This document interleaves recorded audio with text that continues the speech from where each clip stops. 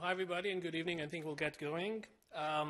Welcome to the 2018 Wednesday the Genome Public Talk Series. My name is Ilhanan Bornstein. I'm an associate professor at the Department of Genome Sciences and the organizer of this seminar series. I think that this year we really have a wonderful and very diverse set of talks for you, ranging from using machine learning to studies the genome, to understanding part of your genome that are archaic, to the genetics of autism, and finally using genomic tools for forensic sciences. Before I introduce the speakers for tonight, I want to just start with a few quick logistics. So first of all, we will have some time for question and answers at the end of the talk, and so whatever bothers you about the talk, feel free to ask, and our speaker will be happy to answer. There are always a few people that just don't have time to get their question in, and so our speaker was kind enough to agree to stay after the talk, and will be happy to take any questions that you might have. I also assume that some of you might have questions about genomics and about the department that might not be directly related to the talk. There are quite a few people in the audience from this department, faculty, postdoc, and students, and they will be happy to address those questions. We're trying to make all of these people put name tags, which I don't think we succeeded in. But if you find somebody with a name tag, go introduce yourself and ask whatever question you have. And if this person is not from the department, you just made a new friend anyway. To facilitate this kind of interaction, as always, we will have cookies and coffee and some juice outside, and so feel free to enjoy this refreshment. Finally, we usually have high school students in the audience that need to provide their teacher with some confirmation that they attended this talk. And so unlike previous year where they swarmed the speaker at the end to get a signature, we decided to make it a bit more formal, and so we prepared those formal certificate for attending the talk. If you need something like this, go to Justin, this guy over there, at the end of the talk, and he'll be happy to provide you with this certificate. And so with that, I'm really happy and have a great pleasure to introduce our first speaker, Dr. Bill Noble, a professor of genome sciences. Bill did his undergrad at Stanford. Like many computational people, he had some time between the undergrad and going to grad school, working in different companies, but what is not so common is that he also spent a couple of years as part of the U.S. Peace Corps teaching math and English in Africa. He then started his PhD in UC San Diego. He liked the area, and so he continued to a quick postdoc at UC Santa Cruz. He then joined a computer science department at Columbia University, but very quickly realized that there is no place like Seattle, and joined the Faculty of Genome Sciences at 2002. He is a recipient of multiple awards, including the prestigious NSF Career Award. His research group is focused on developing statistical inference and machine learning method to study various biological processes at the molecular level. And I also want to add that I think Bill's work is not only a wonderful example for the potential of computational work to address really fundamental question in data mining in genomic science, but also to the kind and process of interaction between different kind of sciences and collaboration between computational people and experimentalists that not only bring really creative solutions to various problems, but also very creative questions that they are answering. I'm sure that Bill will talk about some of those topics in his talk. And so with that, I'll just want to invite Bill to the podium, and I hope that you'll welcome him with that.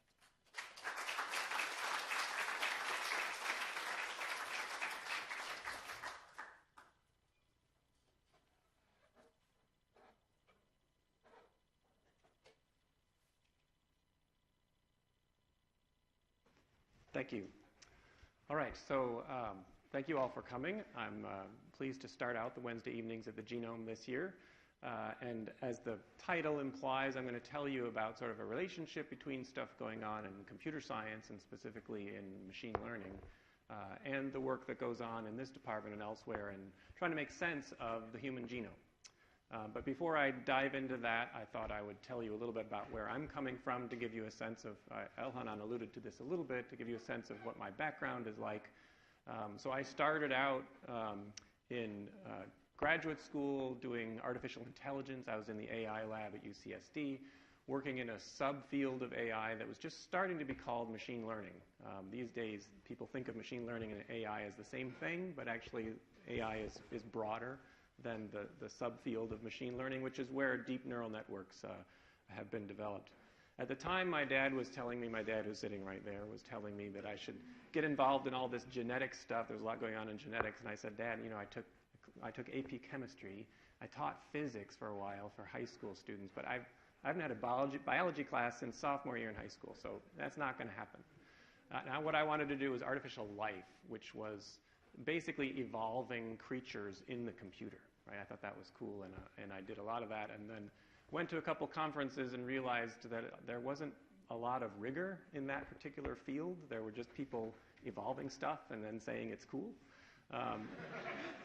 Which was cool, but didn't seem to be going anywhere. So I was left at the end of my first year in graduate school without really much of a direction, and I got an email from one of the professors saying I have funding for a summer student to work on hidden Markov modeling of protein sequences. Well, I'd worked for a while in the speech recognition industry where hidden Markov models had been developed to a large extent, so I knew all about that kind of probability model. I knew nothing about protein sequences, but I decided to sign up for the summer. And that ended up being my PhD, and then it ended up being my career. And so that's how I come to you today sort of, by a circuitous path, where by now I still haven't taken any biology courses except for that one in high school. But I've learned a lot of biology by working with colleagues here in genome sciences and elsewhere. And so the way I've structured the talk today is sort of in 3 parts. I'm going to first tell you sort of, I've got the deep neural network part and the human genome part, and then sort of how they work together, right? So the first thing I want to do is sort of describe to you a little background about DNA and genomes and genetics, right? This is supposed to be a public lecture, so I know there are some of you from genome sciences, so you can close your eyes now for a while or heckle me if I say things that are egregiously wrong. But I want to make sure we're all on the same page. And then I'll go through kind of a history of neural networks and deep neural networks to bring us up to the current stage and how they sort of merged together or started working together a few years ago.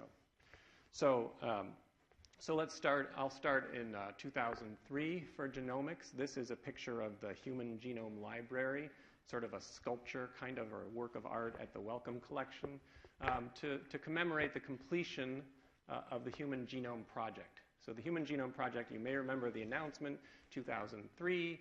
The Human Genome has been completed. This was a project that took about 10 years, cost about $2.7 billion, or in 1991 dollars.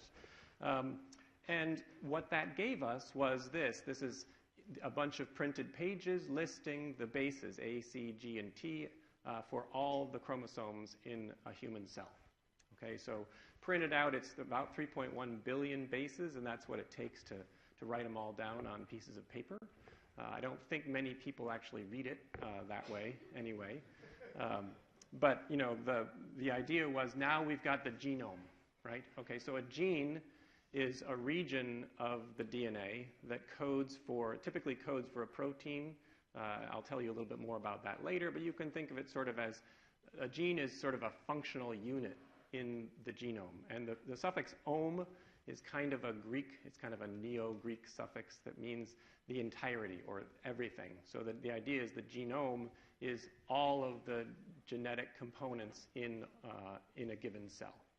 So each one of your cells has all 3.1 billion bases of the genome in it, or at least some variation of that genome. So, of course, the subsequent problem of all this was how are we going to make sense of it? So this is David Botstein. He's one of the people who was involved in the Human Genome Project. He was asked to summarize in a nano lecture. He was given 7 words to summarize the Human Genome Project, and these are the words that he came up with.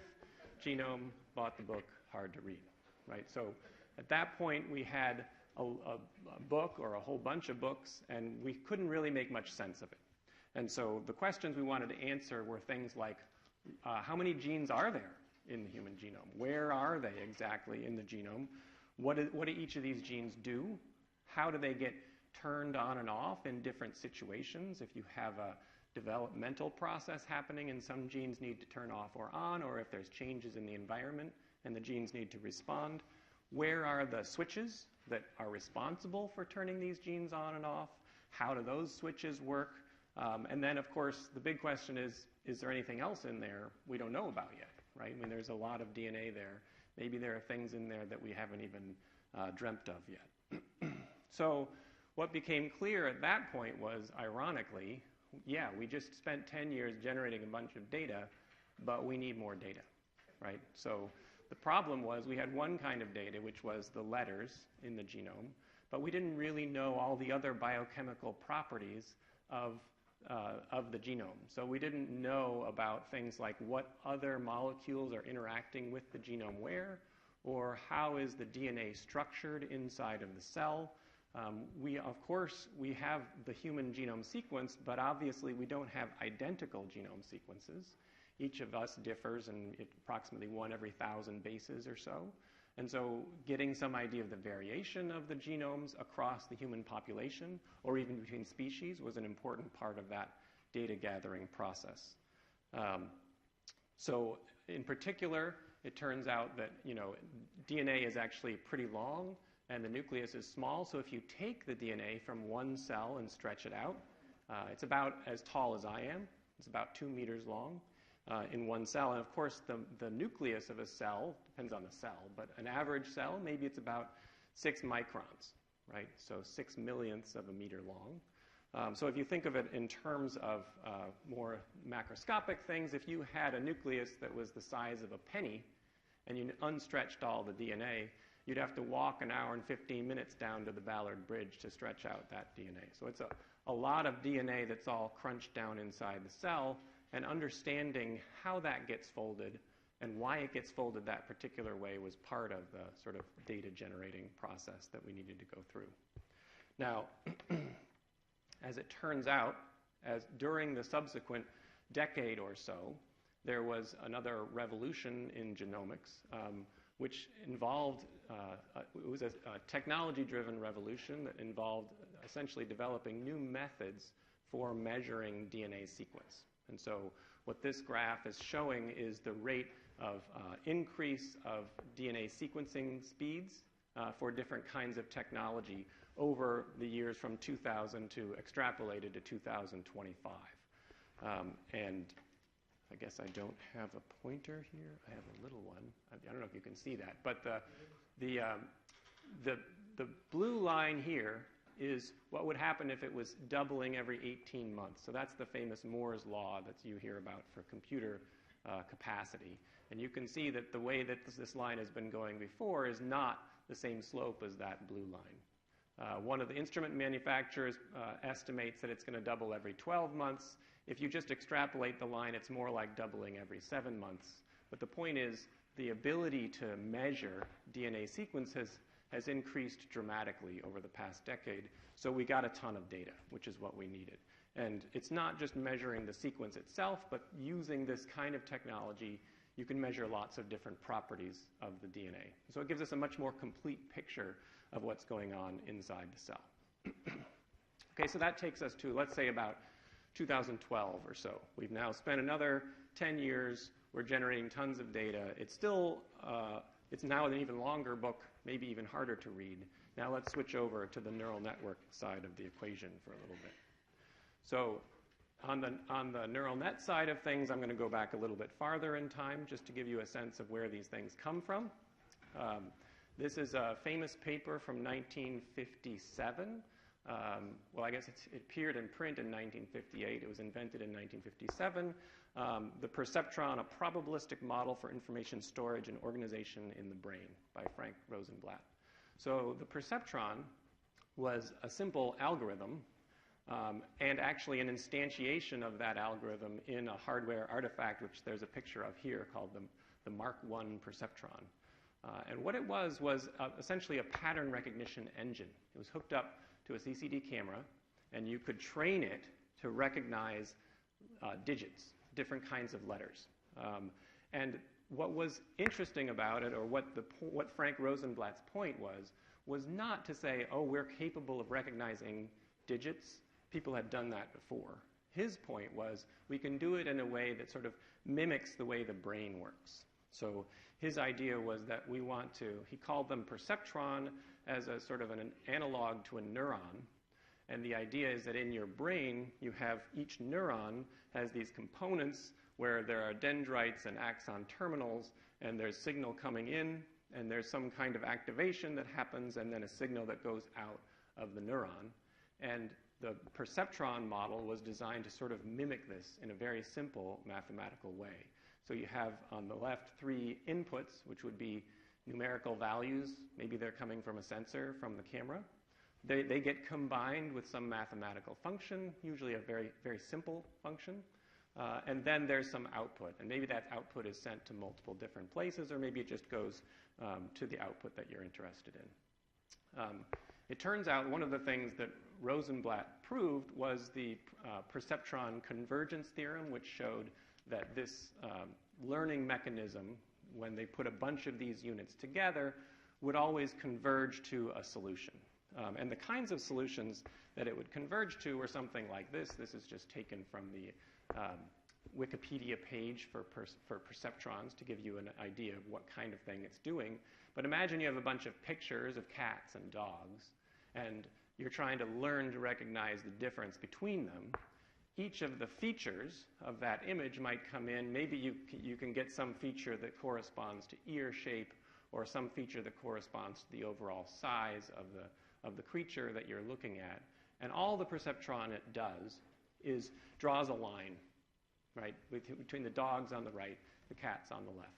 So it's really a fancy way of drawing lines. The reason it works well is because typically you have a lot more than 2 features. You might have thousands of them.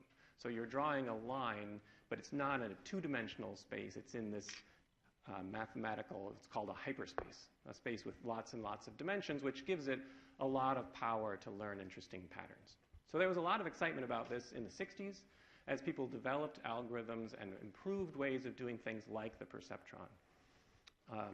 Until 1969, when Marvin Minsky and Seymour Papert published a book called Perceptrons. And there's a lot of content to this book. I have not read the whole book, but I've learned about it in multiple classes.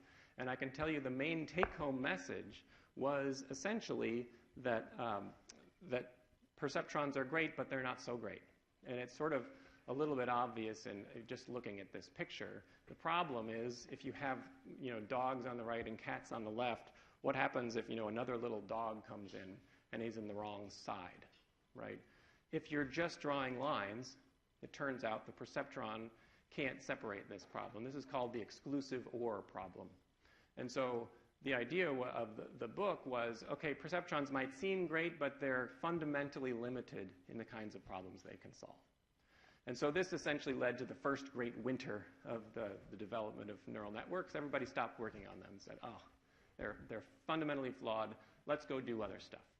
Okay, so that was 1969. Through the 70s, more or less, not much happened in neural net land. Around the early 80s, 2 guys, Dave Rumelhart and James McClellan, these are the only picture I could find of them. This is from Dave Rumelhart's obituary from a few years ago. This is them in the 70s with a couple other guys.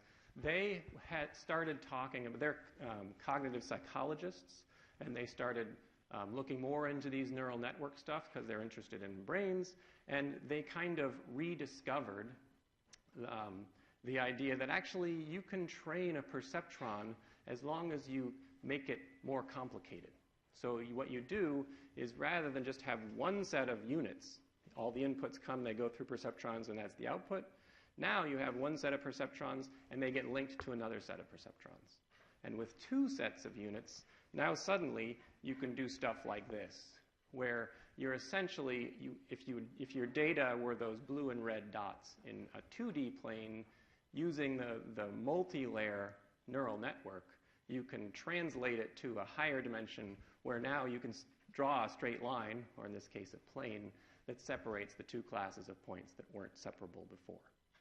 Okay, so in 1986, they published a Nature paper that sort of described this algorithm for training these multi-layer networks called backpropagation.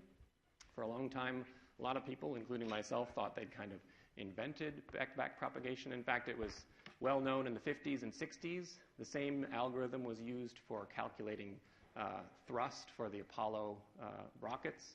And so essentially what they were just doing is saying, listen, you can use this backpropagation algorithm to train more complicated neural networks to solve real problems. Okay, so that was sort of the beginning of the excitement for the sort of the second wave. So when I was an undergrad at Stanford, one of my friends was working in Dave Rumelhart's lab. That was a big deal. You know, he was sort of on the crest of his popularity at that time. And so a lot of people were using them and a lot of people were excited about them despite some significant problems. So one thing, it's expensive in a computational sense to train these things. They take a lot of data and a lot of time to run this backpropagation algorithm.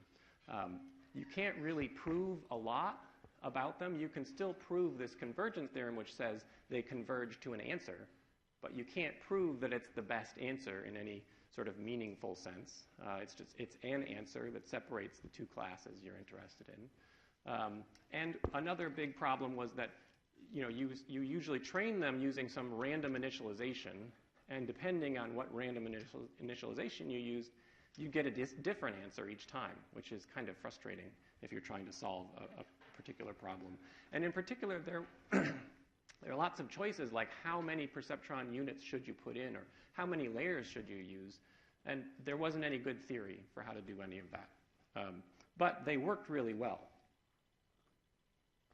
And so people used them a lot despite that, and they were pretty popular from mid-'80s through the early '90s. By the time I got back from the Peace Corps, I started my graduate work in '94. I went to UCSD, which was where Rumelhart and McClellan first started their work. So there were a lot of neural net people there, but it was definitely on the decline. I got the sense that we were kind of an outpost of neural network holdouts in the mid-'90s, and most people had already started turning to other kinds of methods, things with names like Bayesian networks that are probabilistic, or things called support vector machines that had better theory for how they would work in a learning system. And so that was sort of the mid-'90s was the second winter of neural networks where things sort of petered out. But the difference is that I think throughout the '90s and the noughts, there were still a subgroup of people who continued to sort of carry a torch for neural networks. People like Jeff Hinton at the University of Toronto continued to use multi-layer neural networks to solve problems. When I moved to Seattle in 2002, I remember visiting Microsoft Research, and they were talking about neural networks at a time when there were almost no sort of academic papers being published in this area. Even as late as 2009, I was talking to a colleague today who was recalling going to one of the big machine learning conferences in 2009 to a deep neural network workshop, and there was almost no one there. Because at that point, people still thought of neural networks as sort of an outmoded thing that was popular in the '90s. And the funny thing is that during this time, there were sort of quietly some changes happening. And the sort of the third phase of neural networks was starting to be born even as people weren't really noticing. And that was really driven by two different phenomena. One of them had to do with the advent of GPUs, a different kind of processor in the computer that lets you do neural network training much more quickly. So these came out, or actually people started noticing them in the neural network community sort of in the early 2000s. And the effect of a GPU when you're training a neural network is that something that would have taken you a week, you can now do in an hour, which is a huge advantage when you don't have a good theory for how to set up your model, because now you can try 24 things a day instead of one thing a week and try to figure out what works well. And that makes a huge difference in terms of just being able to experiment with different kinds of possible solutions. And so that was going on at the same time that the data was also being generated. So the other big change, besides the speed up of GPUs, was that the world was being inundated with more data. So I already told you about genomics, right? By 2012, we had all this data. We weren't sure what to do with it, but of course, genomics was hardly the first one to the big data bandwagon, right? Companies like Netflix, Amazon, Google were all recognizing that with the internet, they had huge amounts of data that they couldn't make much sense out of. And it turns out that neural networks, especially in conjunction with GPUs, were capable of processing these huge data sets and starting to make sense out of them. And so those two things were really what drove what's the beginning of the current third phase of deep neural networks, or of neural networks in general. And I would say that probably the turning point came for many in the field around 2011. So when I worked in speech recognition in the late 80s and 90s, early 90s, that field was driven by these bake-offs that were run by DARPA, which is the Defense Research Program the U.S. government runs. These bake-offs were an annual thing where all these different groups would try to compete to see how well they could perform at speech recognition tasks. So they would do things like record conversations with people calling in to buy airline tickets. This was a nice setting for speech recognition because there weren't that many vocabulary words. You know, there's some names of cities, but there's not that much. You don't have small talk with the person you're buying the airline tickets from. And so the DARPA bake-off became the focus of the field, and whoever did the best in that challenge was sort of the winner for the next year, and that was worth a lot in terms of career and so on. And all the stuff that you saw, even I think it was in the late 90s, that commercial speech recognition hit the shelves in sort of big box stores, and that was largely driven by advances in these bake-offs, right? So it was seen as a really successful way to drive sort of incremental progress in the field. What happened in 2011 was that a team from Microsoft Research reported on one of the big standard data sets a relative improvement of 33% in the accuracy of their method compared to previous years. Now, normally when you read a machine learning paper and you see an improvement of 33%, you're skeptical, right? You think, well, they've cheated somehow. But these are, systems that people have. This is a sort of a community effort, and so it's really difficult to cheat. And it turned out that, the result stood up to time. So, whereas in previous years you're talking about 1 or 2%, suddenly 33% relative improvement. Everyone sat up and looked, and what were they doing? They were doing a particular kind of deep neural network. And so that's really when I think a lot of the excitement started. This is when you started to see the things in the New York Times. You may remember this picture from 2012. I don't know if you can see that, but that's a cat. This is a cat recognizer. This is the internal representation of a cat's face from some huge deep neural network that Facebook was training at the time. They were able to show that they were able to do better image recognition with this gargantuan deep neural network than anyone had achieved previously. There have been lots of other successes. I'm sure you've heard of many of them since then. And it's really quite impressive how rapidly they're going. This is a picture from the New York Times from 2017. This is Kie Jie. I think Kie Jie is the preeminent Go player in the world. And this is him reacting to losing to AlphaGo, which was a deep neural network that was trained sort of from scratch to learn how to play Go, learn how to play it, and beat the best player in the world. This was a game, this is considered to be much more difficult than chess, which had already been won several years before. One of the impressive things about the sort of deep neural network stuff that's going on now is the variety of tasks that they've been applied to successfully. When Google first deployed their deep neural network solution in Google Translate, there was a huge bump up in the level of accuracy in Google Translate. So when you are using your cell phone in a foreign country to translate stuff on the fly, all that stuff is being driven by this kind of deep neural network technology. You can also do things like this. This is image reconstruction. So they've artificially eliminated part of the picture here and then asked the deep neural network to learn how to fill in the missing bits. You can imagine if you had some occlusion in, something in the way in your picture, you wanted to take it out, you could have the deep neural network fill it in for you. That works well. There are also these sort of more somewhat odd applications. This is another set of images from the New York Times showing how a deep neural network learns to generate images of non-existent people. So this is an image of a woman that doesn't exist in the real world, but was generated by training a network and then giving it a random number, and it will generate a random picture of a person. And this is just the amount of training time.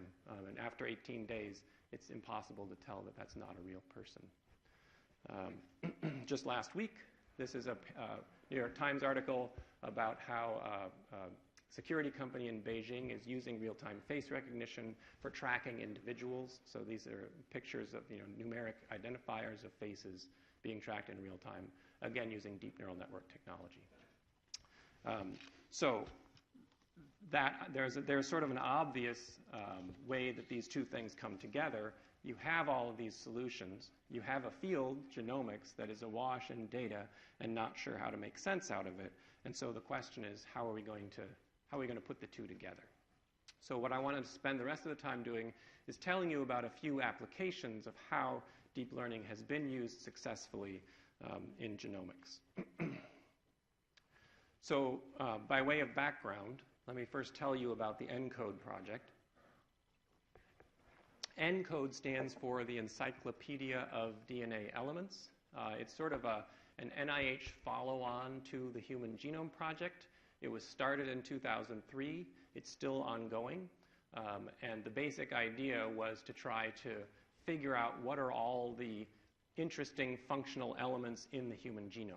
And ENCODE has primarily been a data generation consortium with a side effort to try to understand all the data, but a big chunk of the effort was just to generate the data. The kinds of data that it's generating is all based on this high throughput sequencing technology I was telling you about, the ability to measure DNA bases quickly.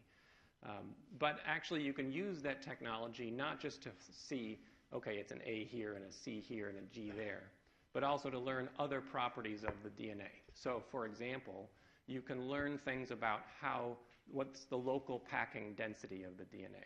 If you have a region of the DNA that's really all coiled up and bound tightly, it's very difficult for that DNA to do anything in a functional sense. So the degree of openness tells you something about whether that DNA is important for that particular cell that it's in, or that type of cell. Protein binding I mentioned briefly before. There are different kinds of proteins. In fact, there's hundreds of different proteins that bind to the DNA, and those proteins are each doing different things. They might be turning the genes on or off, for example. And so we can have different measurements. Essentially, we can use this sequencing technology to say, okay, for this particular protein, protein X, tell me where along the genome it's bound in this kind of cell, maybe in liver cells or in blood cells or what have you. And then you can also measure things like gene transcription, which means the gene is the region of the DNA, and the transcription means that the gene is being copied and turned into some other product, usually a protein product. So you have measurements of all of these things, and the interesting thing is that there's hundreds, literally hundreds of these different kinds of measurements that you can make for any given kind of cell. Okay, so here's a matrix, and I've got types of experiments along the vertical axis there. So you imagine each row in this matrix corresponds to one kind of measurement. I'm going to measure this protein. Where does it bind? Where does this other protein bind? Et cetera. The thing is, there's a whole bunch of different kinds of cells as well, right? You obviously have all the different kinds of tissues in your body. And that's not just neurons, but all the different types of neurons in your brain, for example, or all the subtypes of cells in any of your given complex tissues. But you also have the tissues at different stages in development. You have embryonic stem cells, and then all the developmental stages that come, the differentiation from the embryonic stem cells to the mature cells. And you can also imagine studying cells in people with different kinds of diseases, and so on. So the horizontal axis here corresponds to types of cells, and you can imagine here I've got maybe a couple hundred, but of course that could go indefinitely. And what you're seeing is a picture of how many measurements were made by the ENCODE consortium over its first about 12 years or so. Okay, so you get a sense that there are some cells over on the right side there that they deemed really important. These are called tier 1, tier 2 cells. We're going to study those with every assay we've got. And then there are some assays, some experiment types along the top that they thought were really informative. And so they would do those in all kinds of cells. But the problem is, imagine that you are a researcher who spends your time studying one particular kind of cell, and they didn't actually do the one experiment that you really wish that ENCODE had done. Each of these experiments costs a lot of money, which is why they haven't done all of them, right? I mean, one of these sequencing experiments might cost about $1,000 each, right? So filling out the whole matrix would be a huge endeavor.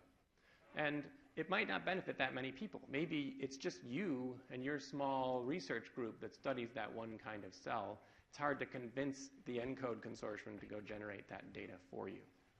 And so the question was, could we do something to try to figure out what that missing value was?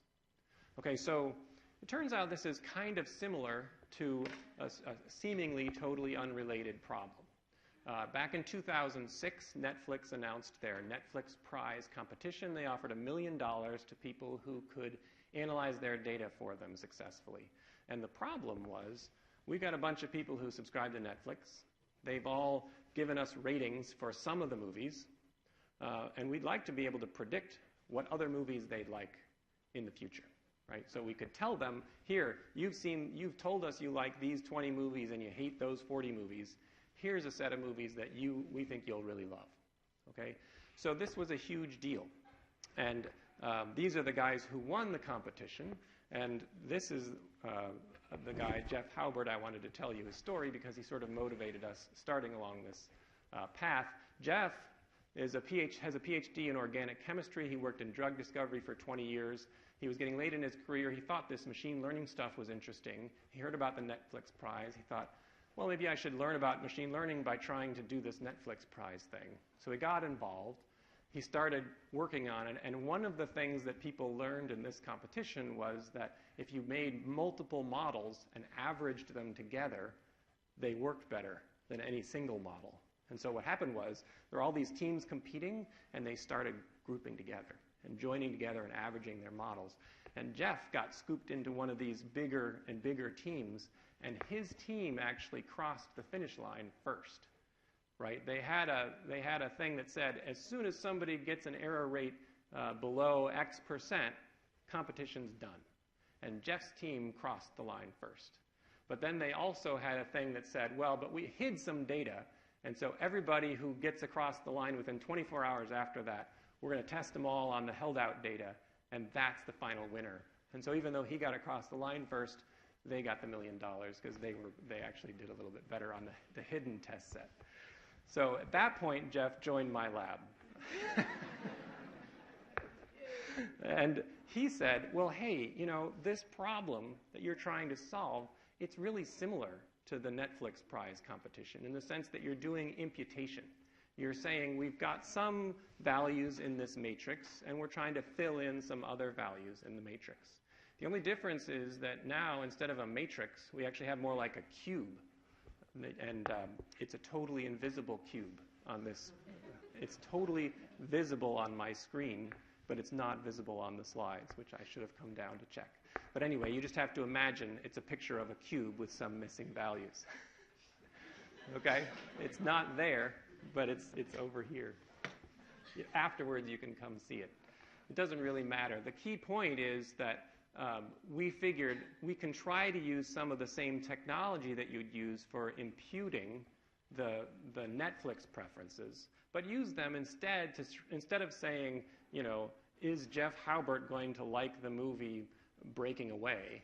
We want to know, is the protein CTCF going to bind in chromosome 12 at position 347,000 in a liver cell? Those are the kind of predictions that we want to make. And so what we do, ignoring the invisible left side of the slide, is we use a deep neural network. And we take the deep neural network, we learn these encodings for the different kinds of experiments. That's the thing in purple. The location along the genome, that's the thing in red. And the kind of cell that we're in. And we put it through the deep neural network, and we train it to predict the value. And we do this in a supervised way because which means we have a bunch of data that ENCODE generated, and so we can feed that to the network and say, well, when you get this particular position and this cell type and this assay type, here's what the answer should be. And you use that same backpropagation algorithm that Rumelhart and McClellan popularized to train all the parameters of this model and make it give you predictions. And what we did was we hid some of the data from the network. So we trained it on a lot of the data, but then we held out 5% of the data that it had never seen and then said, how well can you do at predicting that? And so this is what you see. Each row here, this is one region of the genome, 4 different kinds of measurements. And the dark blue are the true values, and the filled-in colors are the values that are predicted by the deep neural network. And so as you can see, it's pretty darn accurate. Now, it's not exactly the same, but actually the measurements themselves, even if you do them twice, aren't exactly the same, right? So you expect to have some amount of variability in there. So this is work that we just published, well, we just put on the web on Sunday and talked about at a conference on Monday. And so it's now out there in the world. One of the things, the kinds of things that we're doing with this, besides, of course, making the model itself available, is to try to make these predictions available so that now, instead of somebody going to ENCODE and saying, oh, they didn't do my experiment, they can go to us and say, oh, actually, at least they predicted the experiment, and that's almost as good as having the real one there. As one proof of concept, here's just a slide that I put as a reminder to myself to tell you this. I'm not going to explain what the slide means, but the point is, one of the things that we did was used these deep neural networks to characterize a particular class of functional elements in the human genome called non-coding human accelerated regions. These are regions of the genome that fall outside of genes but show an evolutionary signature that shows that they're changing really quickly in the human lineage. So if you look at the human lineage back to chimp, for example, or back to chimp, you see a lot of changes in the DNA. And that's evidence that there's something functionally interesting going on. And by looking at this expanded version of the ENCODE data set, where we now have all of the experiments filled in, we were able to much better characterize what was going on in these human accelerated regions and identify some of them that hadn't been identified previously. So that's one example. Second example, also from this department, comes from a collaboration actually between Stan Fields in this department and Georg Selig, who's in bioengineering and computer science. And it has to do with the switches that turn genes on and off. So here's a sort of a picture of some DNA. You imagine someone told you there's one region here that's a gene, and in front of it there is a switch that's responsible for turning that gene on and off. So what typically happens is that some protein comes down, binds to the switch, and when that binding happens, then the gene gets turned on, which means copies of that gene get expressed as proteins. Okay? So what this group did, what Georg and Stan and their postdocs and grad students did, was figured out a way to sort of mimic this in a high throughput fashion, trying lots and lots of different DNA sequences. So on the left here, what you're seeing are variants of that switch sequence. So the colored bit would be where the switch is. And they're saying, we're going to go in and we're going to synthesize DNA sequences that look like the surrounding sequence, but then the variable region shown by the color there, we're going to randomize. So they generated 500,000 DNA sequences, each with different randomized bits in them. And then the idea was, in the flask there, those are supposed to be little yeast molecules. What they did was they stuck these DNA sequences into yeast, the one-celled organism yeast, and used that to measure how much that change to the switch affected the expression of the protein. So the measurements on the right are supposed to tell you, okay, if we put this color in, the protein goes really high. If we put this color in, then the protein goes really low.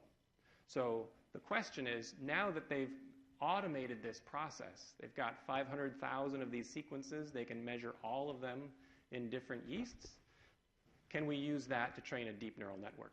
And of course, I wouldn't be telling you this story if you couldn't. The answer is yes. the idea is that you take a DNA sequence, you encode it for the neural network. This is just a schematic. It's actually a much bigger neural network than this one. But it goes through a multi-layer neural network, and out of the bottom comes a predicted protein level. Okay, so effectively what you have is the top is the experimental version, and the bottom is what we call the in silico version, right? This is the computational version of the same experiment.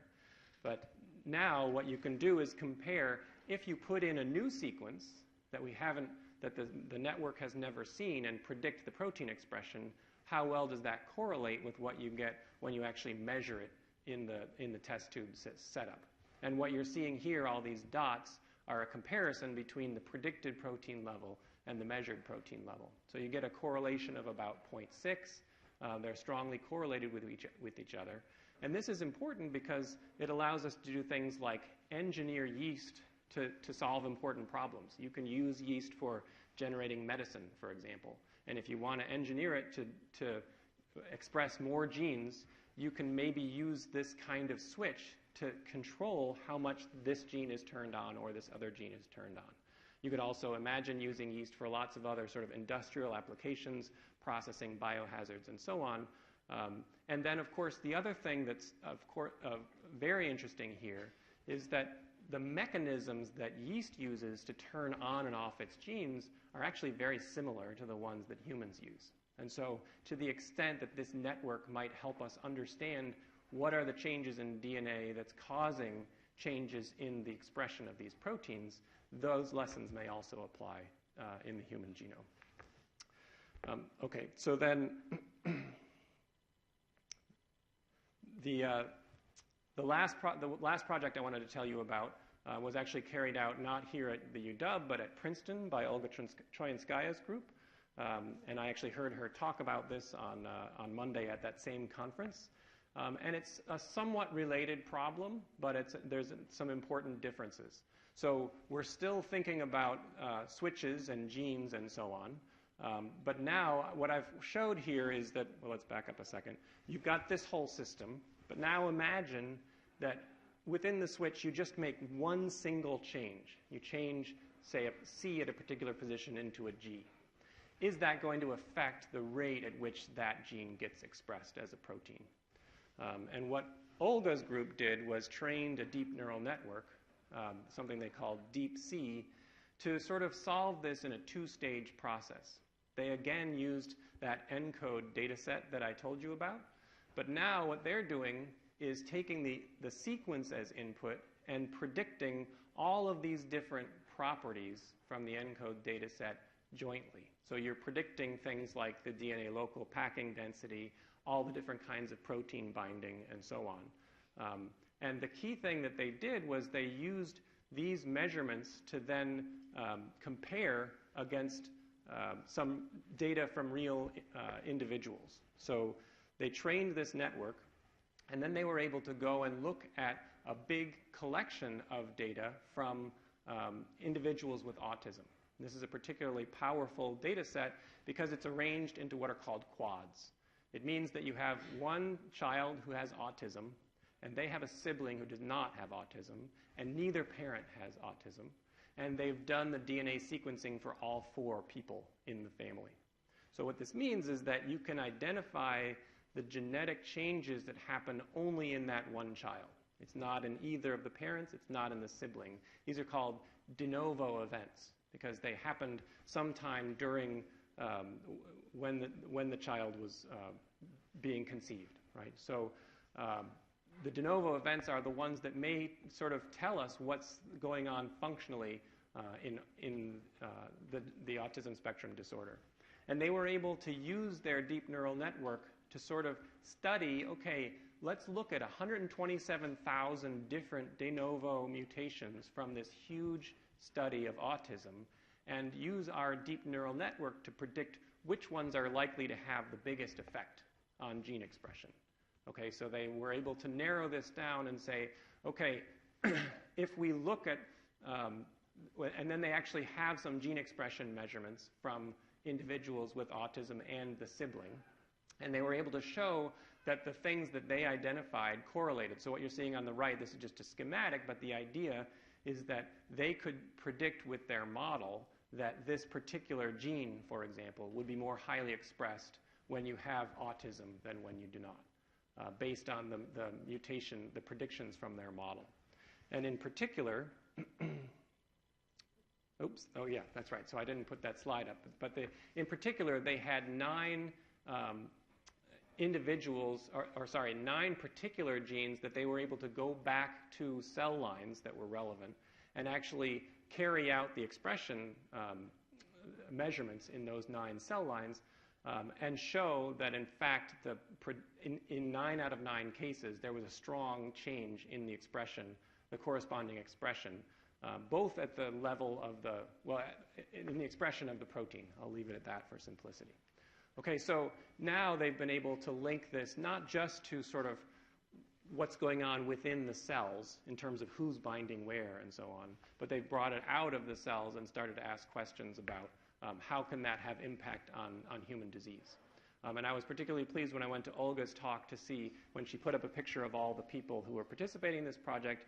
One of the students was Chris Park, who did his undergraduate in my lab. So all 3 projects kind of have connections to the UW. Okay, so that's where we're at currently. There are tons of other places that deep neural networks are being applied, both in genomics and in proteomics, which is a closely related field studying proteins. And I would say that where we are currently is that, on the one hand, there's a ton of promise in terms of what kinds of problems we might be able to solve. On the other hand, it's becoming clearer that there are some kinds of problems that maybe deep neural networks aren't that well suited to. In particular, if you don't have a whole ton of data, then a deep neural network is not the right solution for you. And then I left this one here at the end because it's not really the end of the slideshow. It's the last slide because it's a picture of a black box, right? This is the other problem is that these deep neural networks are really hard to make sense of, right? That cat recognizer, the picture of the cat that I showed you, is one example where people were trying to squeeze out of the model some kind of story about why is it recognizing cats well. But in general, neural networks, and particularly deep neural networks, are hard to get them to give you an explanation. They'll say, I think this is what's going on, but if you say why, they say, well, here I've got these 2 million parameters that I trained on 10 billion measurements, and it's hidden in there somewhere, and good luck figuring it out. So that's what a lot of the research these days is going on, is focusing on. There are a couple groups at the UW and people at lots of other places as well, developing methods for saying things like, okay, now you've given me all these answers, now go back and tell me which properties of each observed data object are most important for explaining the particular prediction that you made. And so that's particularly important for those questions like I alluded to, if we wanted to understand not just, how does this sequence change the expression in yeast, but we want to know why so that we can then learn how it's working and generalize from yeast to human, for example. So I think you should keep watching the popular press. I'm sure you'll be hearing more success stories from deep neural networks and genomics. And of course, there will be other things coming along the line that we can't foresee as well. But I'm happy to answer questions if there are any. And thank you very much for your attention.